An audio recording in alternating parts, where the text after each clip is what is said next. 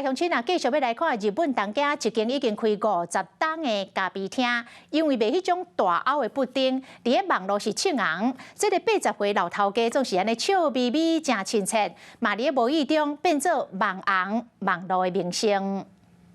笑眯眯的咖啡厅头家，失手把布丁倒卡伫咧玻璃杯啊！伫咧过滤的布丁蓝咖啡色的乌糖果，互人看甲脆软插插的。Little bit smooth and it's not too sweet。这间咖啡厅就伫咧日本东京港口的巷内底，个性亲切的头家，虽然已经80，不过伊的身体也阁真勇敢，常常声真侪人客拢会摕手机啊来翕伊的身影。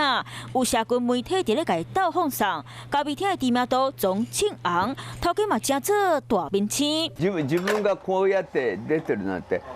自分の方がびっくりしてる。这间餐厅1972年创立，创立到今，伊的装潢嘛是无变，因为店内刚好24个会，人客来客伫咧真下所在用餐，也毋过食到布丁的人客拢学了解得知。头家讲，当初为着小解因餐厅的特色，决定来卖北京业者无伫咧卖布丁。残念だなということはある。どうしてかというと、帰れなくてプリンがなくなって帰るような。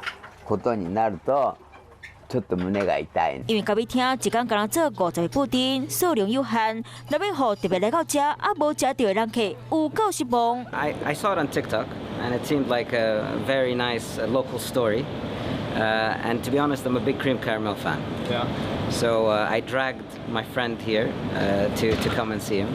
Okay. And you know, I was very disappointed because it's finished, and it's not even 2 p.m.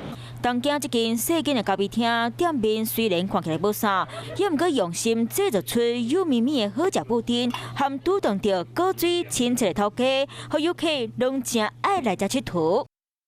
Hello， 我是林仙怡，想要掌握最及时的新闻资讯吗？赶快订阅、按赞、开启小铃铛，锁定华视新闻 YouTube 频道，也不要忘记收看华视新闻杂志哦。